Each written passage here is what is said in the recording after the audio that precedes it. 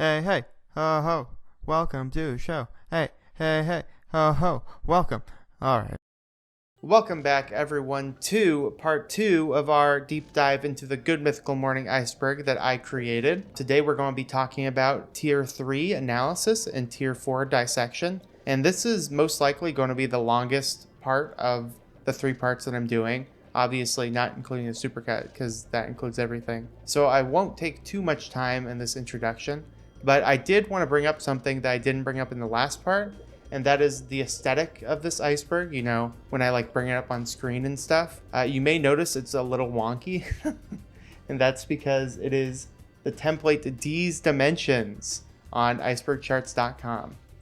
Now, I originally just wanted the normal iceberg template, but they didn't have one for 6 layers on icebergcharts.com, so I guess we can just take what we can get. I mean, it kind of matches the mythical aesthetic if you think of mythical as Cthulhian horrors or something like that. Just wanted to bring that up in case you were wondering why these eldritch abominations are all over the iceberg. That's not necessarily intentional. It's just what I had to do. So no hate to D, obviously, but it's just not necessarily the template I want to use. So anyway, without further ado, let's jump into Tier 3 Analysis. So this tier is going to cover some more in-depth things that if you're a big fan of Good Mythical Morning, you probably don't necessarily remember, but when I bring them up, they'll be like, oh yeah, hey, I remember that happening, or I remember those types of videos being on. So this will be a pretty interesting tier, I hope. Rhett and Link birthday episodes.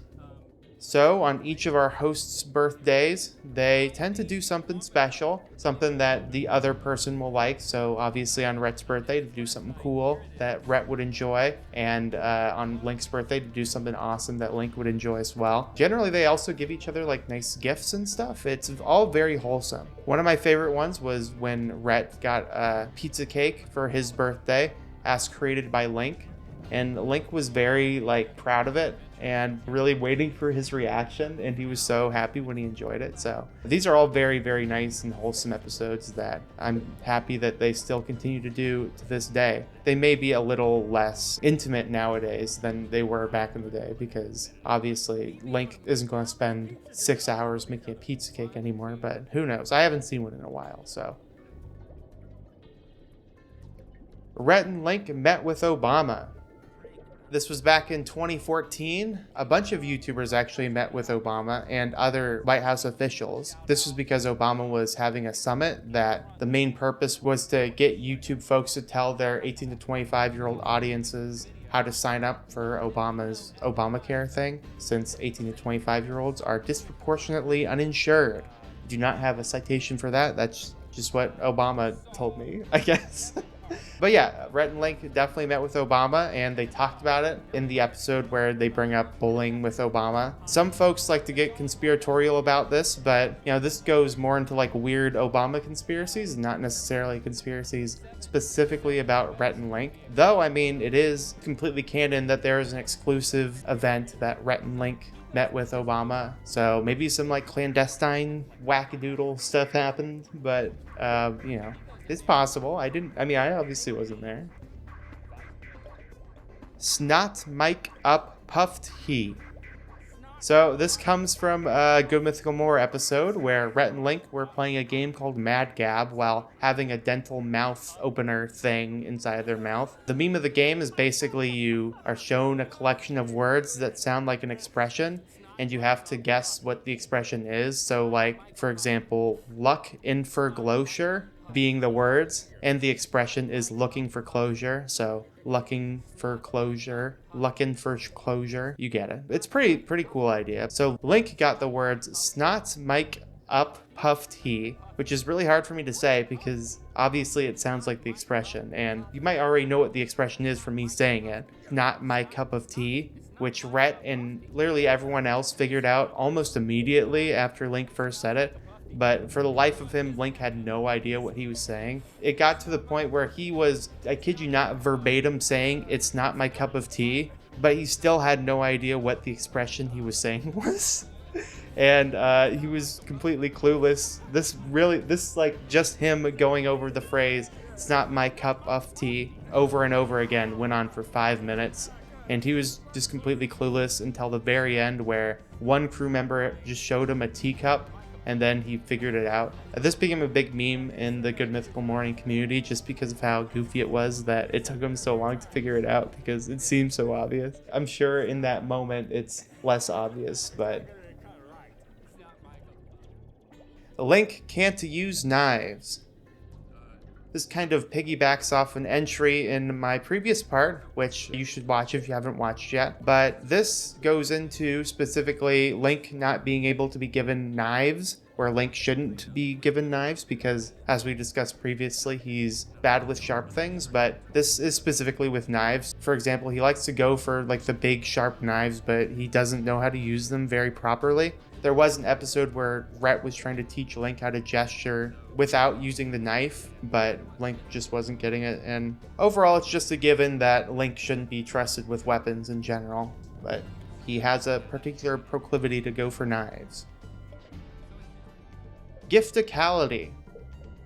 This is a spot on the mythical wheel wherein once it lands, they donate an amount of money to a different charity. This started with them just giving money to St. Jude, but it's expanded to different causes and charities. One common one is the Trevor Project, which prevents like LGBT youth from killing themselves by doing stuff. I don't really know specifically what they do, but it seems like a good cause to me. The fun thing is that Rhett will often slyly like tip the wheel to go on the Gifticality spot when it's like right next to it, just because they want to give money to these good causes, which is always a nice thing.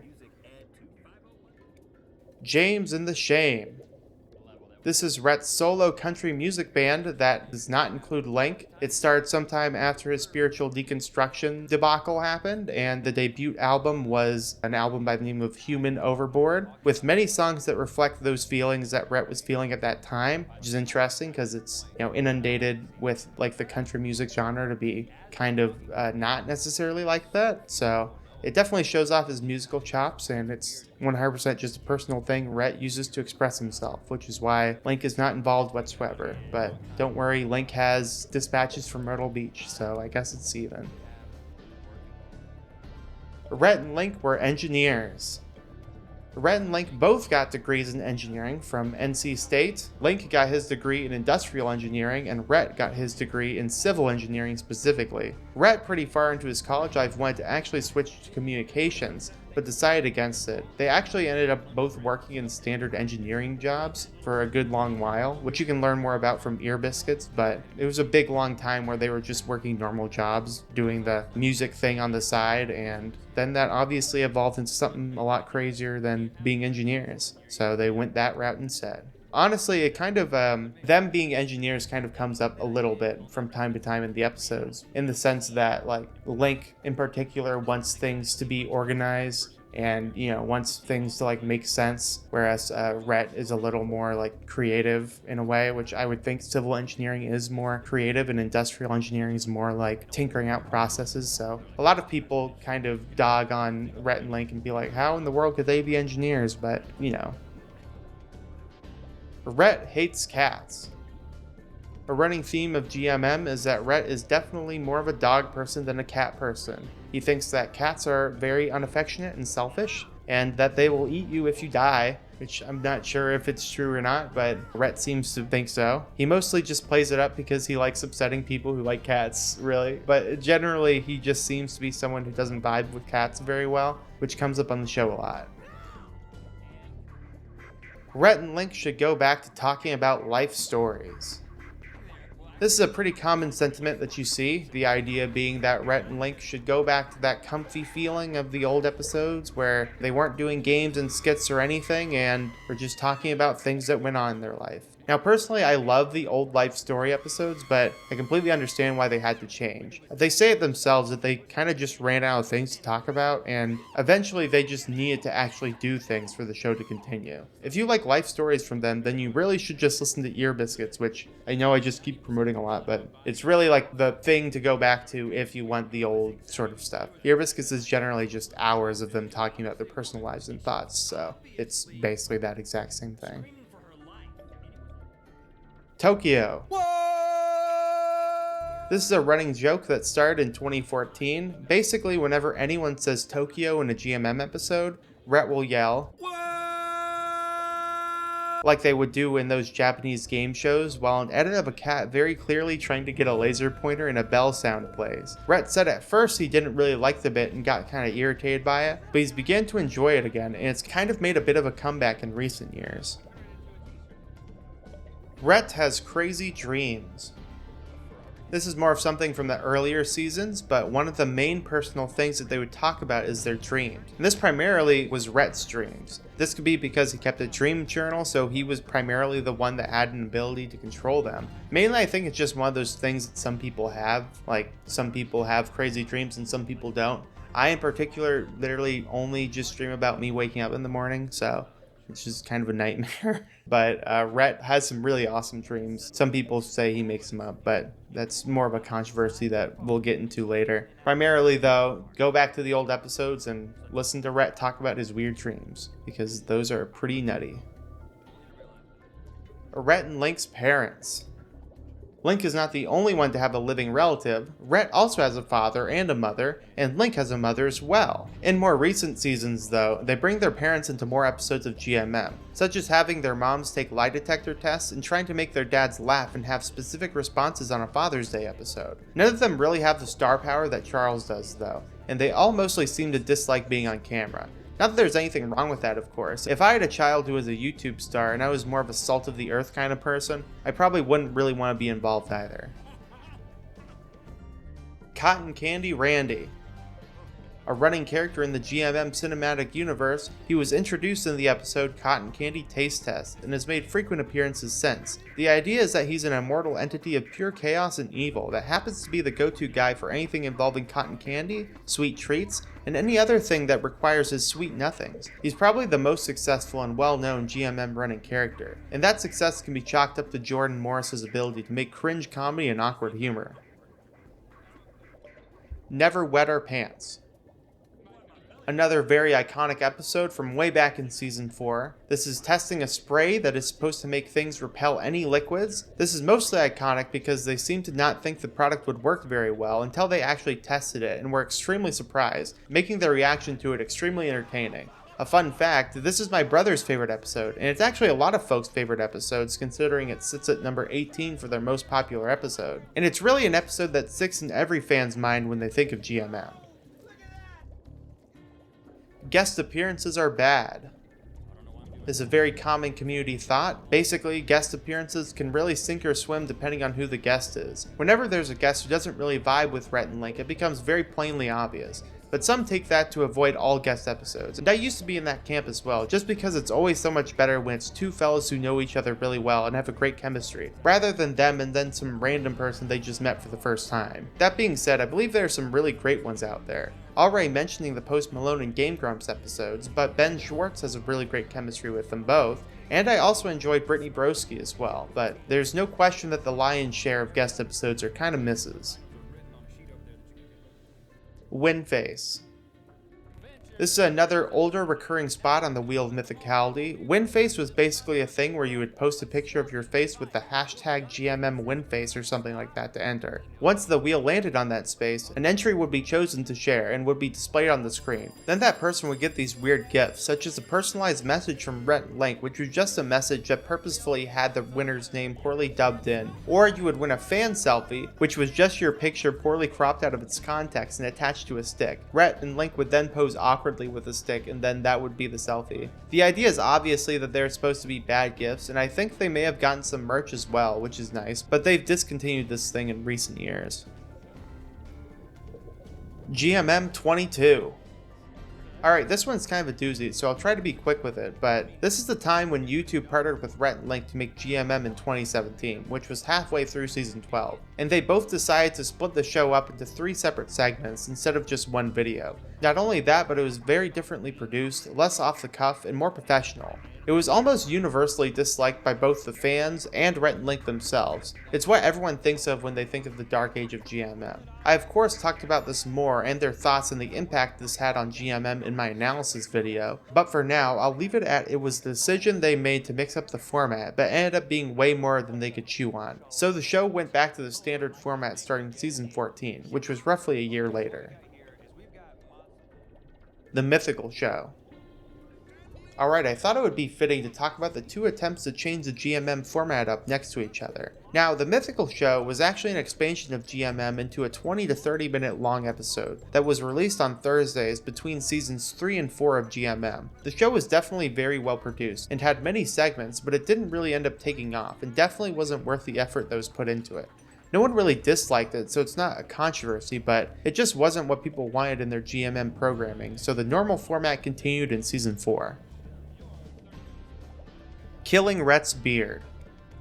This is a very infamous season 3 episode of GMM. Infamous due to the Wheel of Mythicality ending and due to it being Stevie's first episode. The ending had them slapping each other, which happened a couple of times before, but this time it had them slapping each other at the exact same time. Now in previous episodes where the wheel commanded Rhett to slap Link, Rhett seems to slap Link a lot more gently, especially compared to how Link slaps Rhett, which Link always just goes ham on him, so this was a time when the other shoe dropped. Rhett seems to think that Link slapped him way too hard when they both slap each other in that episode, and then starts smacking him again, and then Link gets angry trying to slap Rhett afterwards, because obviously you can't slap him twice, and it was just a really surreal experience that you have to see to get an idea of what I'm talking about, but like I said, it's a really infamous incident in the Mythical verse.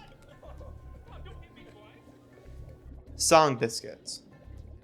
This is a fun segment that Rhett Link did back in 2015, partially to promote Ear Biscuits to an extent. Like I said, Ear Biscuits used to be a guest-oriented podcast sort of thing, so as a fun addition on the weekends, they would have the guest help them make songs with topics picked by tweets. Some turned out better than others. I, for one, really enjoyed the Cat 9 live song with Hannah Hart, but overall it was just an enjoyable thing to promote Ear Biscuits they did. Everything is boiled for safety. A theme for the food videos more so back in the day before Josh is Rhett and Link eating things they probably shouldn't be eating, and when eating something that would probably be dangerous to eat, the crew would literally just boil it to kill the bacteria. This led to the idea that the crew will feed Rhett and Link literally anything as long as they boil it. GMM Animated. Now this refers to a couple of different things. For one, there are a couple of folks who have animated clips from GMM that have become pretty iconic parts of the community, such as Worth a Kid's Kettle Chip episode animation, How'd You Get Back There? Many were brought up and shown in the Mythical Summer 2021 episode, GMM the Animated Episode, and there's also an episode, GMM the Animated Episode in Season 20, that showed off some stop-motion animators who animated some GMM moments. Earlier in GMM history, however, there was also the Wheel of Mythicality animated series by Indie Mouse, who's now a very popular video game look-into-her lore guy. These Wheel of Mythicality animations were hosted on GMM and were uploaded on Saturdays. This could refer to any of these three things, but I just want to combine them since they all have pretty much the same amount of relevance. You Can Do It, Serpent King! In a Season 6 episode that covered tips to help a friend through a crisis, the crisis being Link having his head stuck in a tank with a bunch of snakes that he's afraid of, they go through an article and try to help Link through the crisis. Now step 2 was to call your friend by an encouraging nickname, so Rhett went with the nickname Serpent King to bolster his confidence around the snakes. Link seems really genuinely freaked out, and no further steps seem to help him that much until we get to step 6, which was rally support. Rhett then gets the whole crew to chant, "You can do it, Serpent King," to Link. As he pushes the snakes closer to Link, Link then begins to freak out, but still stays in the box, and once he's let out, he congratulates himself by referring to himself as the Serpent King. Now he says it didn't help him at all, but he's referred to as the Serpent King from time to time, even to this day. Catch the Fish with Granddad.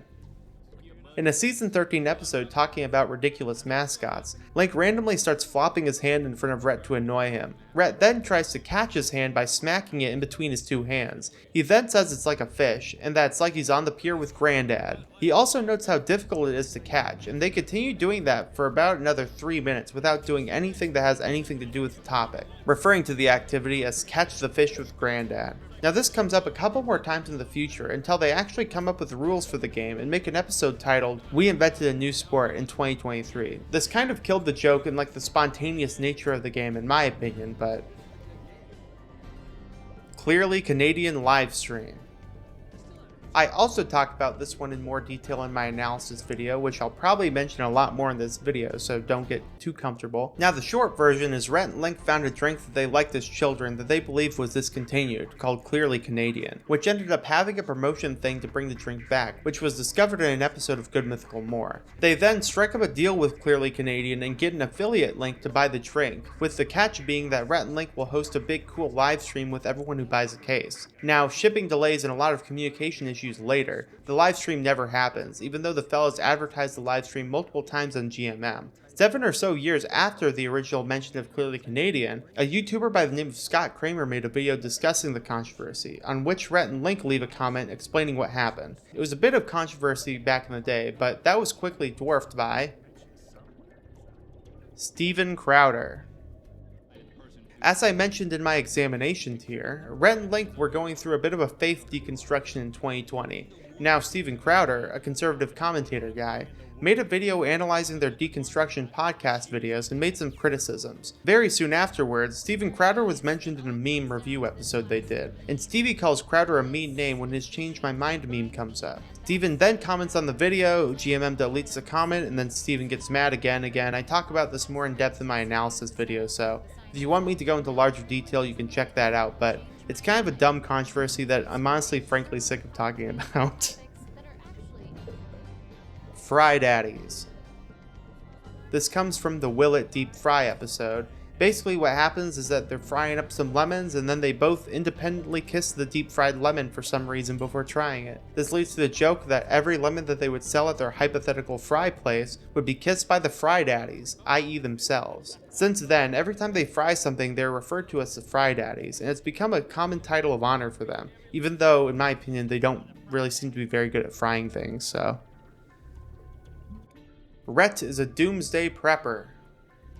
Rhett throughout GMM shows a great deal of interest in the apocalypse and being prepared for it. In one episode, he bought Link a great deal of apocalypse supplies and bought himself a greater deal of apocalypse supplies with some fun extras. Anytime a tragedy is referenced, or even the future in general, he refers to the oncoming apocalypse, taking it almost as a given that in the near future we're going to be fighting for scraps after a partial extinction level event. Though he's been talking about it for the whole of GMM, which has been on for about 12 years, so maybe we'll be okay after all. Rhett is a conspiracy theorist. Rhett also has a proclivity for conspiracy theories, or at least he likes to act like he does. He probably doesn't actually believe any in his daily life, but when on GMM, he'll go into detail about various conspiracies we've talked about on the show. Now, funnily enough, on the more associated with their Illuminati episode, i.e. the part where they would be more of themselves, Link seems to be more inclined to believe the Illuminati stuff than Rhett does, but that's when they aren't putting on their GMM personas. Really, on GMM though, Rhett's gonna be the one to discuss and describe conspiracy theories from the point of view of believing them when conspiracy theories are to be discussed. Rhett's nicknames in high school.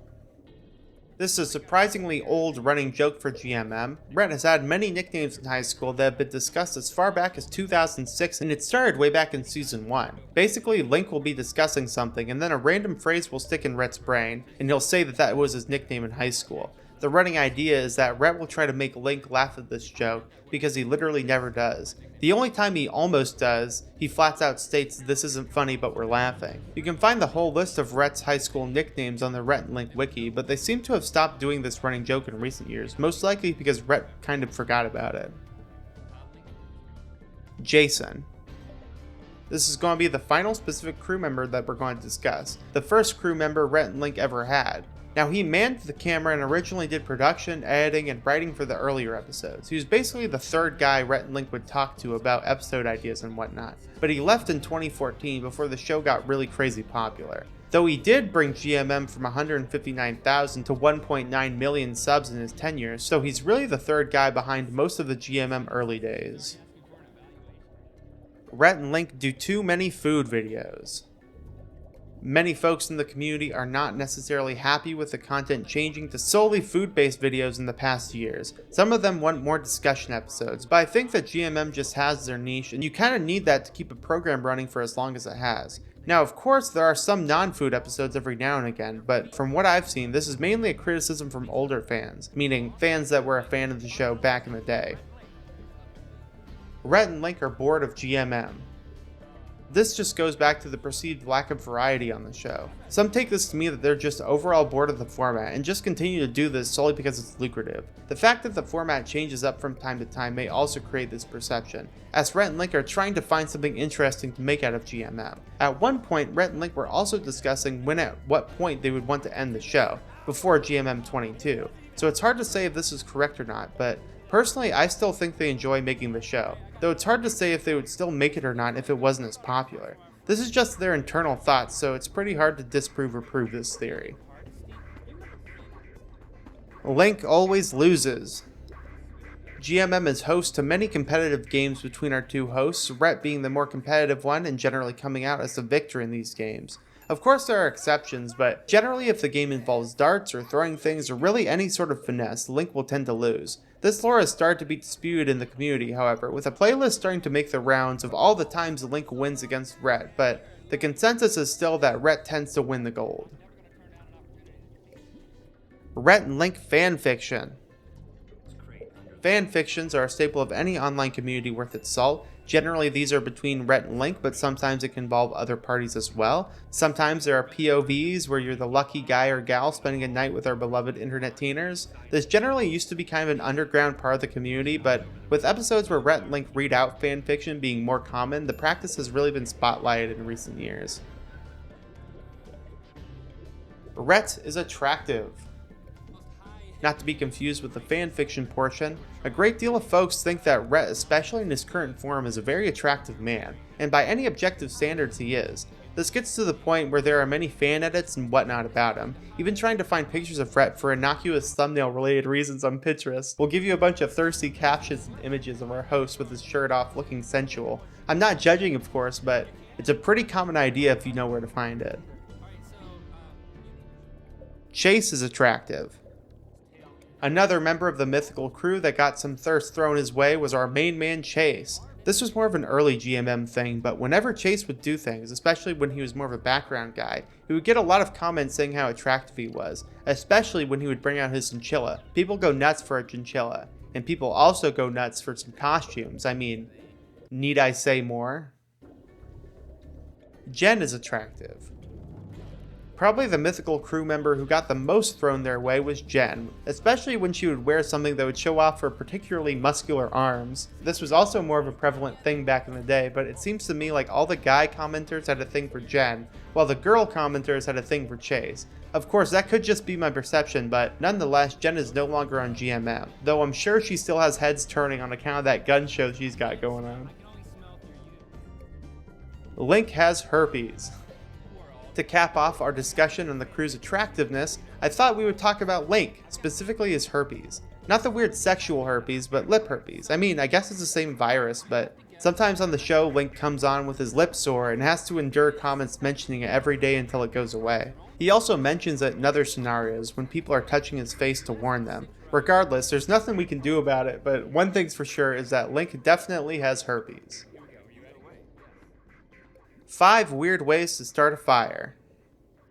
Now this is a pretty standard episode to start, but notice that there is a warning at the beginning. The real moment folks remember this episode for was when they start a fire using chlorine and brake fluid. A huge fireball erupts out of the bottle they use and lights Link's chair on fire. It starts exploding when they were like right next to the bottle, but they thankfully get out of the way. Then they douse the ignited flames with water and Eddie tries to stamp out the flames. They then say that what they did was extremely stupid. Apparently what happened was that Eddie had tried the experiment before with only a small amount of brake fluid and chlorine, and it only smoked and sizzled a little and didn't do too much, so Eddie tells Rhett and Link to add more than he did for his experiment pre-GMM, which resulted in the fireball. The chaotic nature, the comedic timing of the blast, and the possibility that Rhett and Link may die in a fiery explosion. What more can you ask from in an episode of GMM? Rhett's ambient massage song.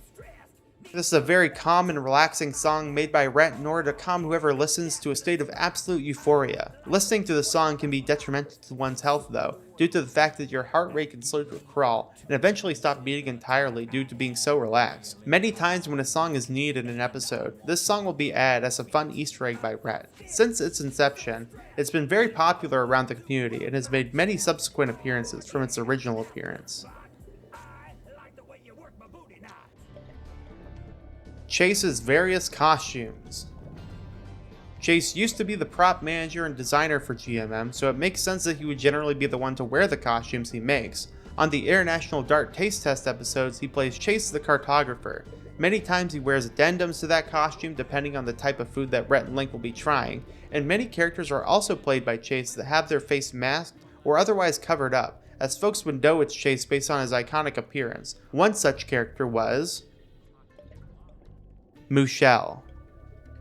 This is a fancy cow in a tutu that would dance with Rhett and Link, or both, in their Frozen vs. Fast vs. Fancy Food videos. The running thing was that whenever someone would guess the correct fancy food, they would get a fancy pants dance with Mooshell. Many of the folks in the community were quick to point out that it was Chase in the cow costume, but Rhett and Link fervently denied this. They even brought Chase out and had him dance with the lifeless Mooshell costume to prove that it wasn't Chase. Soon, Mooshell left because everyone kept saying she was Chase, which hurt her feelings. Mooshell never returned. I think that Rhett and Link just didn't want to have to do the fancy pants dance anymore though, and they just came up with an excuse to excise Mooshell from the canon.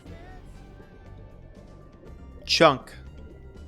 Speaking of characters, we have the experimental rock group Chunk. Basically a parody of pretentious British musicians. They would mostly be seen arguing or trying to make music in extremely impractical ways, but for the most part, Chunk was over before it started, and they've only appeared a few times before never being seen again.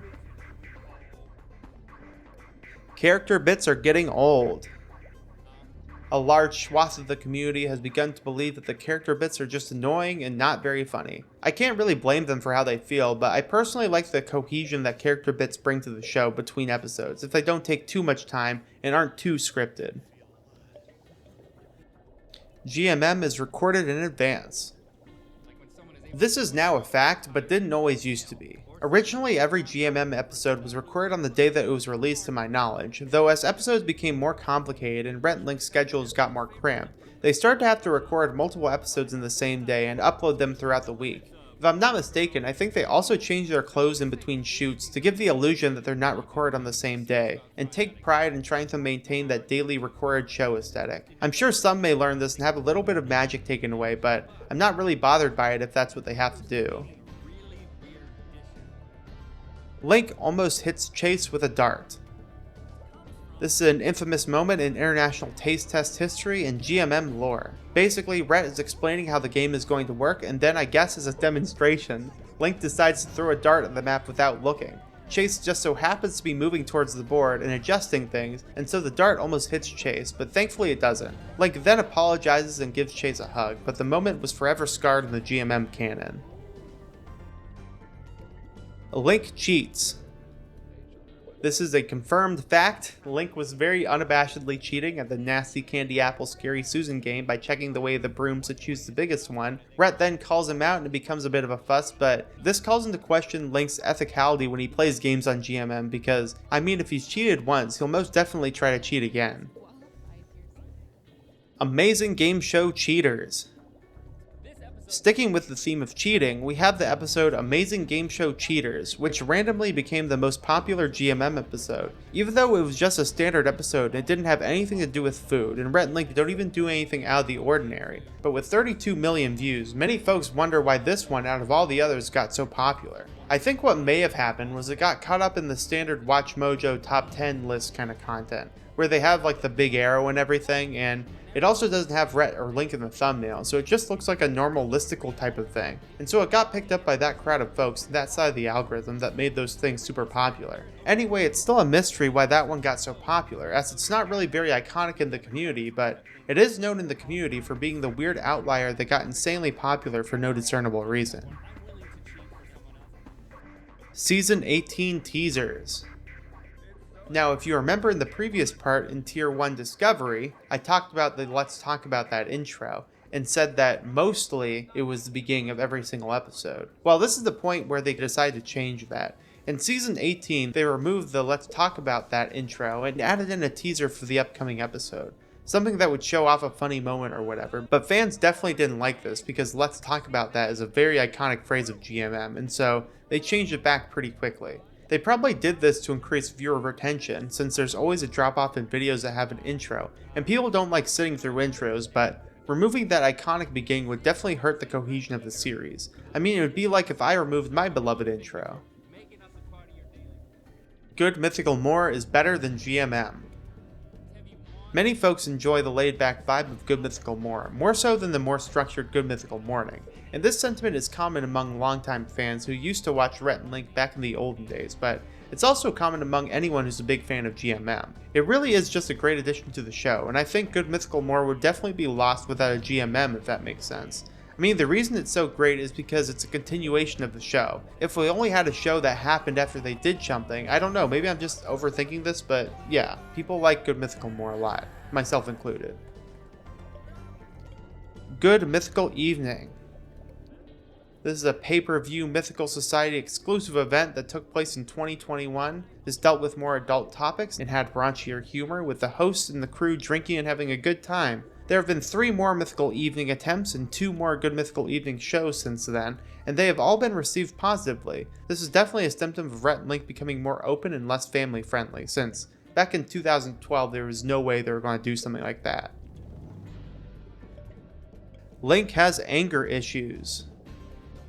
Ending this tier off with a theory, Link many a times has been shown to get really angry on the show and throws fits, for lack of a better word. Some people take this to mean that Link just has anger issues and is genuinely a really angry person. It's pretty clear though that he plays it up for laughs most of the time, and just kind of turns what he's really feeling up to 11 for performance purposes. This has led to some unintended effects we'll be discussing later, but for now, let's keep this at base level with folks just thinking he has trouble controlling his anger.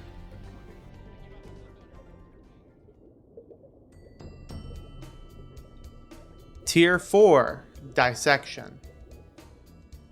Alright, so this is where entries are going to start getting a lot more in depth and probably things that you didn't even remember happened, but some of you may have a general understanding of most of these, but hopefully there's going to be a lot of stuff you guys haven't heard of before. So, Mythical Moments.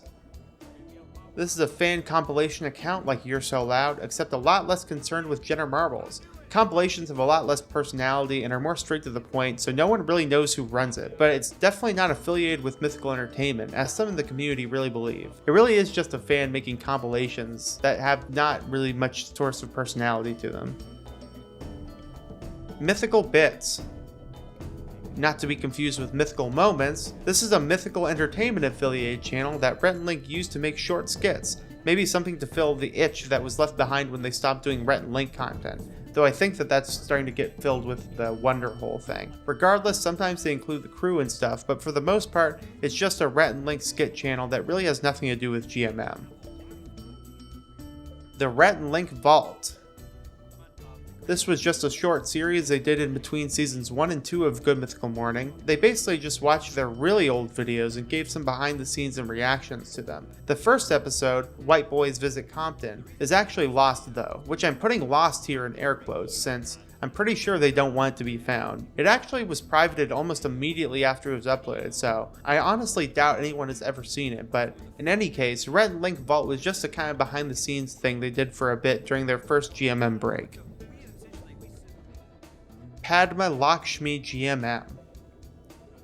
This is a controversial guest episode with Top Chef host / model Padma Pravarti Lakshmi. The crux was folks thought she was very rude and short with Rhett and Link, at one point spitting into Link's mug, and afterwards some of the community was nasty towards her, so GMM put out a statement not to harass her. Personally, I didn't think she was that awful or anything, but she definitely seemed to be a bit above it. Keep in mind she's a real influential and pretty famous person, so she may have thought the show was kind of beneath her, but I'm probably just being sensitive. In any case, she comes up pretty frequently as the worst GMM guest.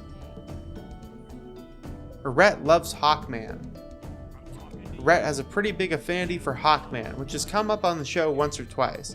GMM doesn't really talk about superheroes often, but on the 2 times it has, Rhett has brought up Hawkman. He says he enjoys Hawkman mainly because he identifies with Hawks after an experience with a drunk man sitting on a bucket that he said he didn't want to discuss, so. I do wonder if he still likes Hawkman though, since it was last brought up in 2014. He hasn't stated otherwise, so I'm just going to assume it's still his favorite. GMM Pippa Blackout. On January 18th, 2012, many YouTubers refused to post a video in protest of Pippa, not to be confused with the Personal Information Protection Act, which to my knowledge is a pretty wholly good thing. This was the Protect IP Act, shortened to PIPA, which was some goofy copyright thing that has to do with websites. It didn't end up passing, which is good, but a lot of YouTubers who have been taken down or censored if this ended up passing, which is why it was such a big deal on YouTube at the time. To date, I believe this is the only time that GMM went black on a regularly scheduled GMM day. Sextember. This was a month on Ear Biscuits in 2021 where Rhett Link would talk extremely openly and candidly about their sexual experiences and sex in general from their perspective. It was very jarring, and overall I believe it was pretty helpful for some folks, but it was something no one could have thought they would do back in 2014. It actually ended up bleeding a little into October, but in my opinion, like I said, it was a very healthy thing for them to do, for both their audience and themselves, and it further cemented the shift that they took towards an older audience. Link's real name is Charles. This is kind of a reference to a sporked episode of Good Mythical Morning where they were tasting Lunchables and Jordan was baffled by Link's real name being Charles, but it's also kind of an obscure thing to know since it never really comes up. Link's full name would be Charles Lincoln Neal III, just like his father, except I guess he would be the second. Good Mythical Evening 2022 Crash. Now remember when I was talking about Good Mythical Evening and mentioned 4 attempts but 3 shows? The second show actually didn't happen the night it was intended, and it was instead pushed back due to Moment House not being able to handle the traffic. On the night of September 1st, 2022, the countdown ticked down to 0 and the starting soon graphic was shown. Then the technical difficulties graphic was shown after a few minutes, which was changed to put blame on Moment House since it was their fault. And then an hour after the show was supposed to start, they packed it in and told their fans that they were going to make this right and that they were not going to be able to go live that night. It was then rescheduled for next week, and all the ticket buyers were given access to the new show, but for some who took off work and had people watch their kids, this wasn't an adequate solution. Thus the controversy. The show on the 9th went off without a hitch though, so it seems like all was forgiven in time. Link vs. Jen rivalry. Before Jen left GMM, there was a rivalry going on between Link and Jen. In the episode, We Go to Bridesmaid Boot Camp, Jen ends up throwing a bag of flowers straight at Link's face while Rhett and Link are trying to catch bouquets. Since then, Link and Jen were at odds with one another in almost sort of brother and sister sort of way, where they would just mess with each other all the time. I remember a specific instance in Good Mythical Morning where Link just started randomly pinching Jen for no reason. Then Jen started pinching him back. It really was, like I said, a brother and sister sort of thing. Sadly, the rivalry had to come to a close once Jen left, and without Jen, crime just has no punchline for Link. Rhett and Link make up stories. Rhett and Link got up to some pretty crazy stuff when they were younger and still tend to get into some crazy situations to this day. Some believe a little too crazy mayhaps. Not a super common sentiment, but some folks think that Rhett and Link just make things up. Some folks think that Rhett and Link just make things up. This was more of a thing back in the day where they told a lot of stories on GMM, but the fact that they don't tell stories on GMM anymore just kind of proves this incorrect. I mean, they could have just made up stuff for all eternity if they wanted to, but they ran out of stuff to talk about, so that would mean that they would actually have to have happened to them for them to talk about it. Will it penis? This is a hypothetical Will It episode posed by Rhett during the Will It chip episode. For some reason during the episode when they were trying yak penis flavored chips, Rhett kept accidentally inserting the word penis into random phrases, asking Link when he was on the fence about the chips, would you rather just have a straight penis? When he clearly meant to say, would you rather just have a straight chip? Since they were talking about the dips at that time. This all culminates into Rhett mixing up Will It chip with Will It penis, and I think I'm really ruining the comedy for this moment here by dissecting it, but that's kind of what icebergs are for, right? Anyway, Will It penis? The idea is still in the running, guys. Let's make it happen. Forest Patrol.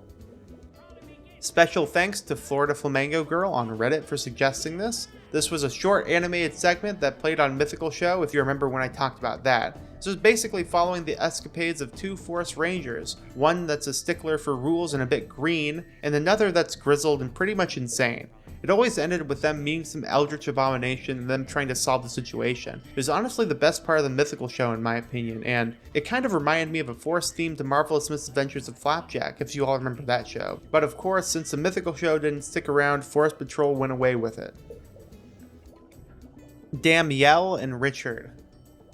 This is a soft-spoken, polite, and very strange character created and played by Rhett. Basically a forest-dwelling man who has trouble understanding our customs and has a dead bear badger thing on his head that he calls Richard and talks to and has conversations even though no one else can hear it. Danielle and Richard have appeared quite a bit and folks actually tend to like the duo, which is good. Most people seem to like the interactions between the two characters and Link, who has to play it straight and treat Danielle as a respectable cast member. Rhett also has to play Danielle very timidly and awkwardly, which he too has to say in character, which is kind of fun to see. Rhett and Link were introduced by their agent. Another theory that exists based upon the sole thought of, hey, you know this thing they said? What if they were just lying about it? Basically the idea that Rhett and Link aren't friends and didn't meet in elementary school, but are just an industry plant made to seem genuine. I mean, there's plenty of pictures of them when they were young together, but I guess that could have all been staged. It's another case of people not really wanting to believe in something that's genuine and very rare in the world, so not really much credence, but I doubt many who watch the show sincerely believe this. The life straw incident. Alright, here's more of a fun one. So in season 9, Rhett and Link decide to try out the life straw, a straw that purifies any water that you put through it, and it seems to work really well when they drink water from the LA River. Of course, the straw doesn't actually filter chemicals, so that could have been a problem as well, but then they try to drink each other's urine using the life straw, which, if you didn't know, the life straw is going to just remove impurities from the urine, so like the bladder bacteria and whatnot, and that's literally it. Obviously, when they drink each other's urine using the life straw, they're expecting to just kind of turn the urine into water somehow, and are in for a rude awakening when they realize they just literally drank each other's slightly purified urine, and of course start gagging and can barely get it down. Lifestraw was understandably not very happy with this demonstration of their product, and it caused a little bit of controversy. Good Mythical Moms.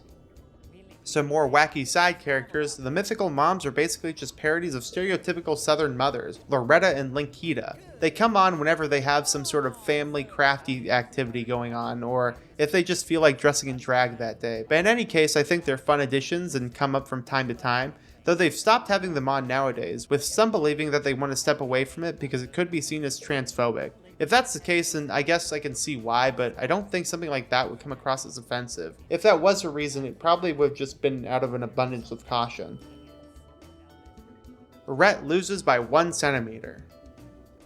This happened on, I believe, the first International Taste Test episode, Strange Condiments Taste Test. Link was winning up to the last choice, which was a condiment from the UK. Rhett plays some mind games with Link, trying to get him to make a choice between UK and South Africa, instead of just aiming for Rhett's dart, which was roughly between the UK and South Africa. Link takes the bait and aims squarely for South Africa, and gets pretty close. Unfortunately, the sauce was from the UK, and so Link was 37 centimeters from the UK, and Rhett was 18 centimeters from the UK, bringing the totals to 198 centimeters for Rhett and 197 centimeters for Link, causing Rhett to freak out because he lost by 1 centimeter. A great moment for the show, and arguably what catapulted the series into a mainstay, due to those sorts of moments being a possibility with this sort of game.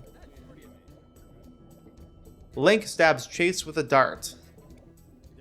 Alright, so we're going from a fun moment to a not so fun moment with the International Taste Tests. On the International Chicken Taste Test episode, Chase comes out in another fun costume, this one being a motorized air-inflated chicken that it kind of looks like he's riding on. One that he seems pretty proud of, honestly. At the beginning of the episode, Chase asks if the costume is loud, mostly because the motorized fan that's powering the chicken, and Rhett and Link both agree. Then, Link starts staring ominously at his dart and says, "Do you know what will fix the sound issue?"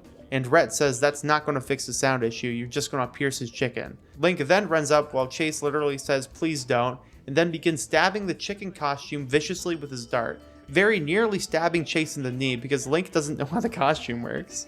He then continues to stab at the costume until Stevie, thank God, yells at him to stop, and that all the crew are standing there with their mouths agape from that honestly pretty insane moment. Rhett tries to defuse the situation with a bunch of cock jokes, but you could cut the tension of the rest of the episode with a knife. This is something that Link has apologized for many times since it's happened, and he's shown off how much he loves and cares for Chase many times since, even during Mythicon. On the next episode, Link was barred from using darts and had to use french fries with ketchup. Even with all that, man, that was honestly one of the most difficult moments to watch in GMM history, and it caused a great deal of bad feelings towards Link.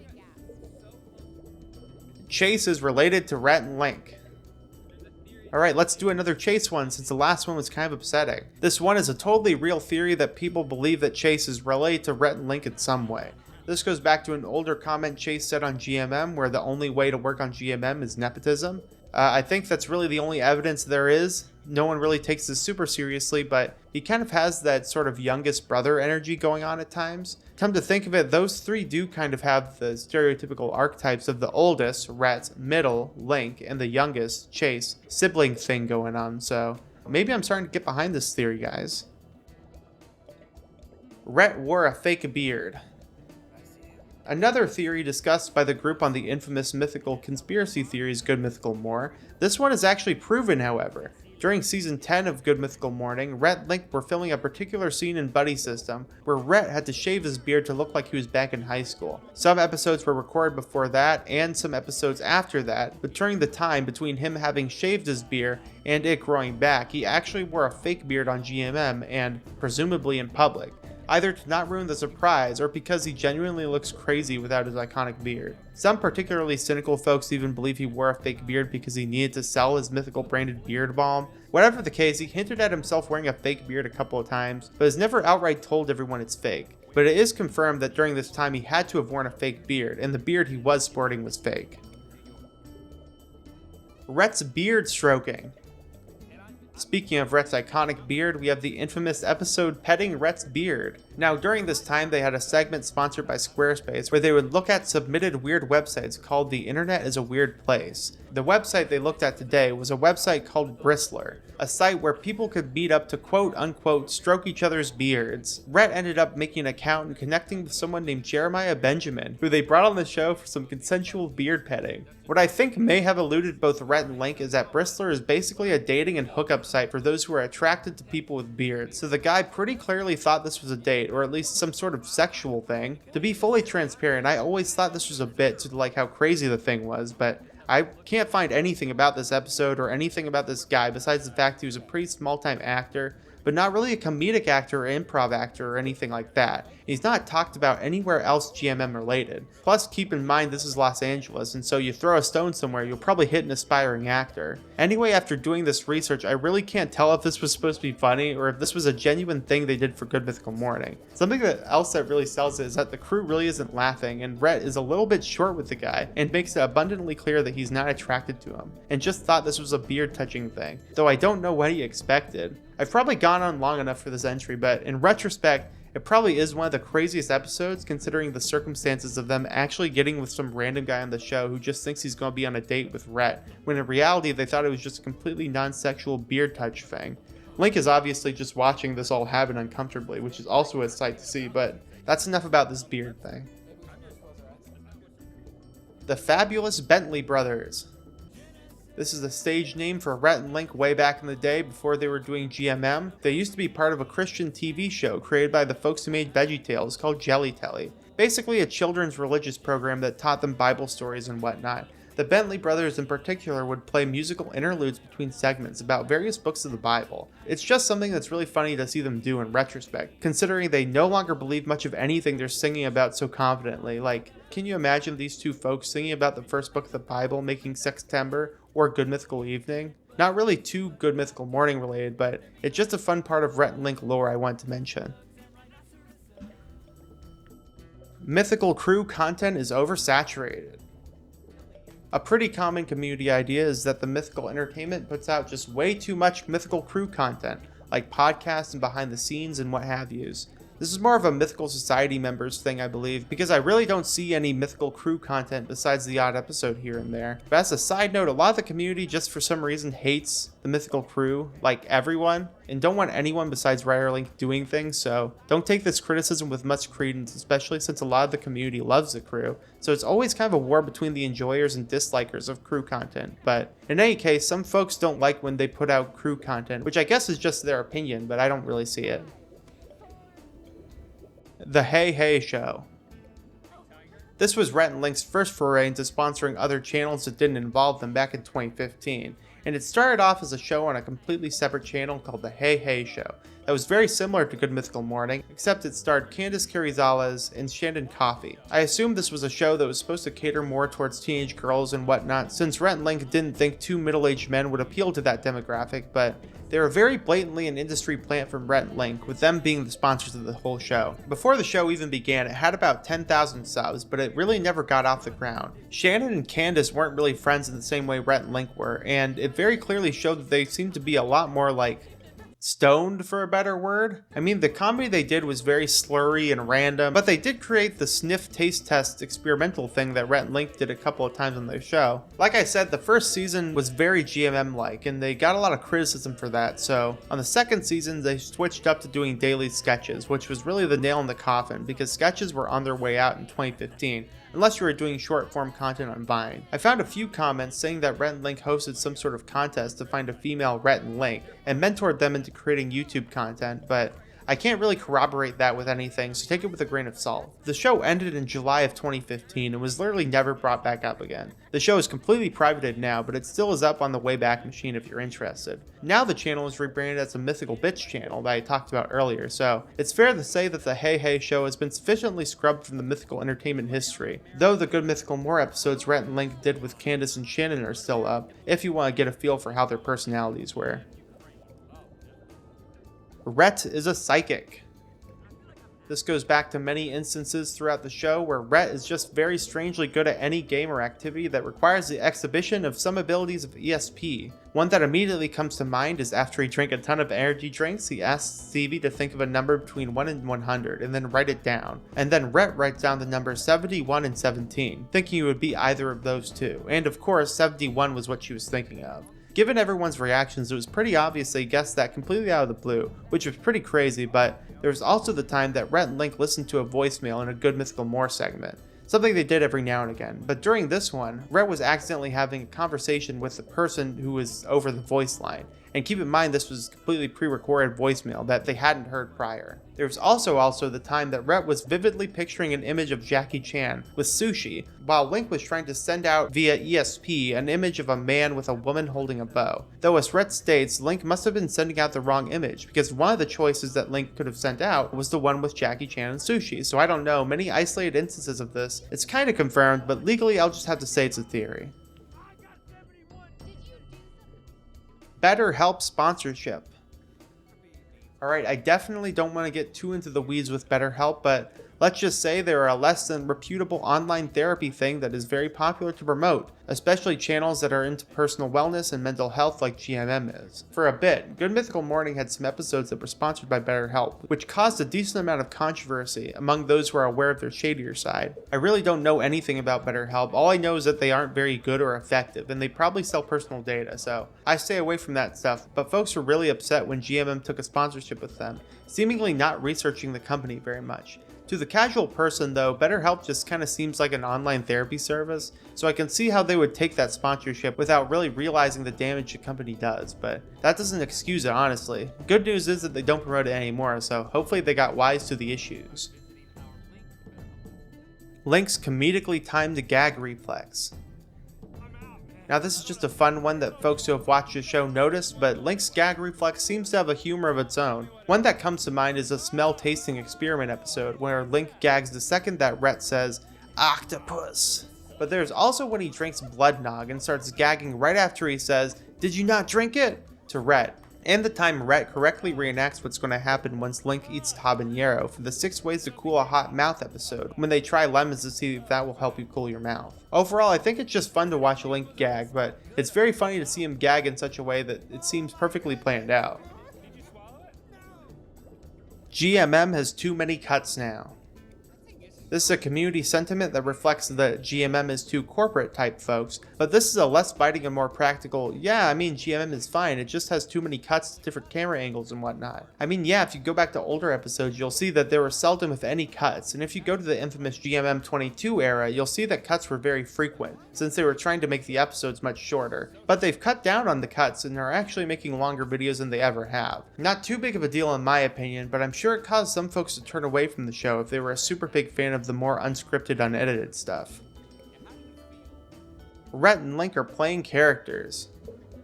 This one is 100% true depending on how far you think of the term playing characters goes. Literally everyone who even has a semblance of a viewership on YouTube is playing a character, at least a bit. Unless you want to believe that Markiplier just talks randomly to himself alone when he plays games. But of course, there is a spectrum that this can go on. Rhett and Link are obviously trying to put on a show and are going to try to be funny when they're trying to entertain people, so in terms of, are they exactly how they are in real life on GMM? The answer is unequivocally no. But are they both completely different people? Like, Link never gets irritated at things in real life, and Rhett is actually a super soft-spoken and acquiescent person if you were to know him personally?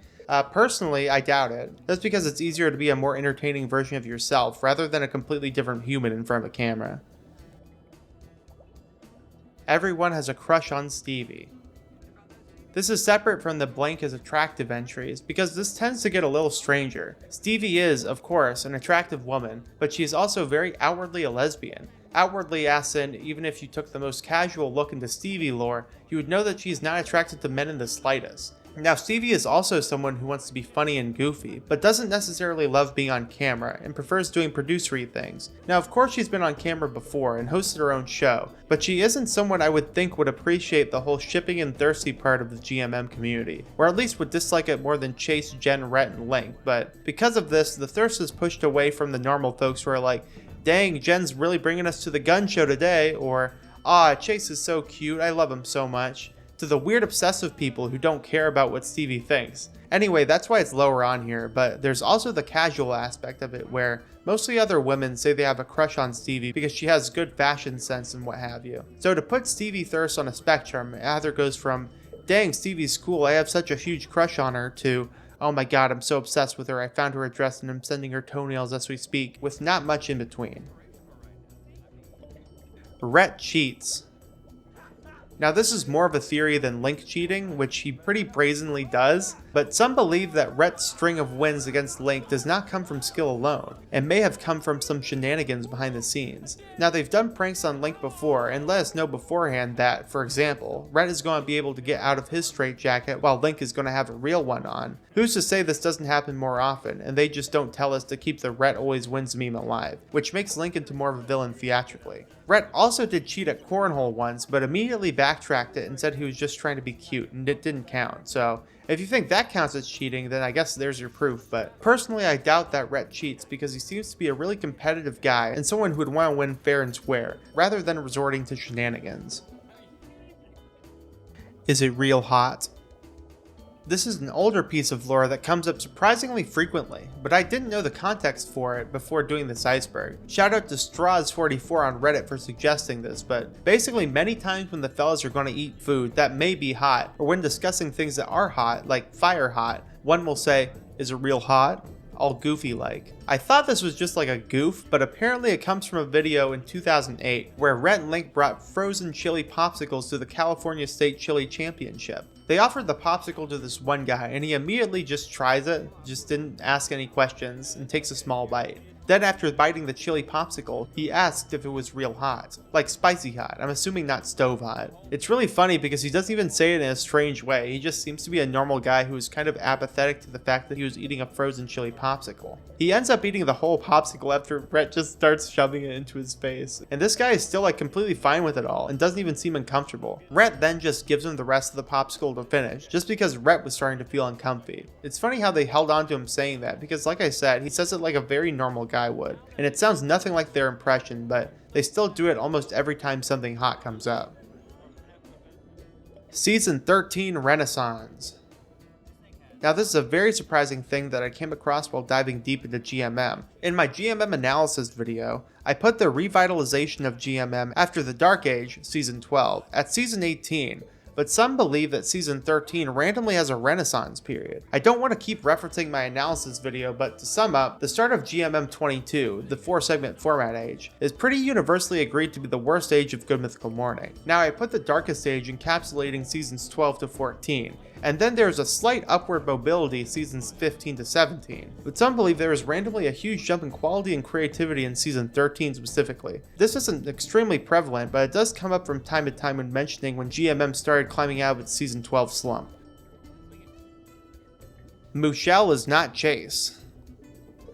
Mushel is a beautiful, independent cow person thing and is not in any way chasing a cow costume wearing a dress. You can't prove a positive, which is why it's still a theory, but you all need to stop with your awful conspiracy theories. This is why Mushel left people, because of this rancid community and their evil and horrid accusations regarding the strong, stunning, and brave cow-type creature that is Mushel, and that's all I'm going to say on the subject. Link got too drunk on Good Mythical Evening. On the first Good Mythical Evening, Link got pretty drunk from what I've been told. Stevie then had to cut Rhett off a little early because they needed someone to stay sober so they could continue the games, and Rhett started to have to be the sober best friend, and some say he was a little annoyed. Really, no one was that upset that Link got drunk. More so, the controversy was around the rest of the crew and Rhett seeming to not want him to be as drunk as he was. The common consensus is that Link was really the star of the first Good Mythical Evening episode. Not a really big controversy or anything, but some folks just want to see the crew and Rhett embrace the chaos, but I can see why they couldn't in a liability sense, because when you mix alcohol into that stuff, things can go dicey pretty quick. The community is impossible to appease. Much like any internet community, the Rhett and Link community tends to be at odds with itself. Some people like the crew, some people hate them, some folks want Rhett and Link to talk about stories, some folks want GMM 22 brought back. It's completely impossible to please everyone, and the GMM community is no exception. It seems like no matter what Rhett and Link do, someone in the community will have a problem with it, and that's really just the way it goes with these sorts of things. So it's a pretty obvious thing to say, but I put it this low because it kind of invalidates all the community criticism I've mentioned. Rhett and Link are narcissists. Contrary to what you may believe, narcissists aren't simply particularly narcissists you get, but rather a personality disorder that reflects an unreasonable sense of self-importance. Folks believe that Rhett, and especially Link, are sufferers of this disorder, mostly due to them not really understanding what narcissism actually is. The folks who purport this mostly take this to mean that they are mean and make things about themselves, which is kind of like what they do since they are the hosts of the show, but I guess the feeling is more that they're not taking the crew and the people around them into account enough. See the Link stabbing Chase with a dart controversy, which I guess I can understand a little bit, but the thing to keep in mind is that Rhett and Link both have a particularly self-deprecating sense of humor, and they like being the joke in a sense. For example, Link stabbing Chase was supposed to be one of those, hey, look at how crazy and nutty Link is things, and not that he actually thought people would think he was cool or something for stabbing the chicken costume. Though Link also did worse on the narcissist test they took on GMM than Rhett did, though they did get higher than the average person and scored roughly the same as the average US celebrity, so maybe there is a bit more credibility to this than I'm letting on. Link is a psychopath. This is arguably more of a stretch than the narcissism allegations, but this goes back to a lot of the same things I said earlier, more focused on Link. This kind of seems to me more of a, I don't like Link, so I'm saying he's a psychopath type of thing, but I mean, if you take some of the stuff he does completely out of context, it could make sense, and here's a real kicker, folks. Link did lose in the psychopath smell test to Rhett, proving that he has a worse sense of smell than Rhett, and thus proving that Link is more of a psychopath than Rhett. And if you want to take the Rhett narcissism allegation seriously, I mean, if you're more of a psychopath than a narcissist, then what does that make you? Fun little tidbit, the psychopath smell test was actually the first GMM episode that I watched, so you can thank that episode for all of these videos. Rhett and Link M-Preg.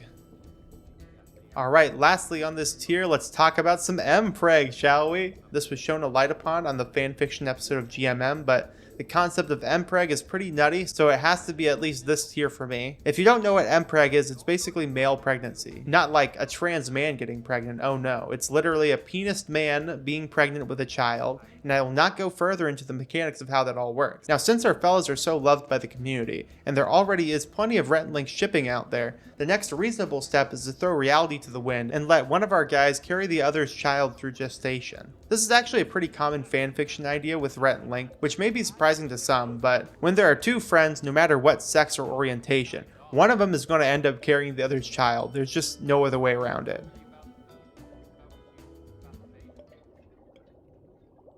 And with that, ladies and gentlemen, it is the end of part 2. This was a pretty long one, but please let me know if I got anything wrong, or if you'd like any more entries added for the supercut episode. Next episode, we'll be discussing Tier 5 Understanding and Tier 6 Ascension, which are going to be the real nutty things, so stay tuned.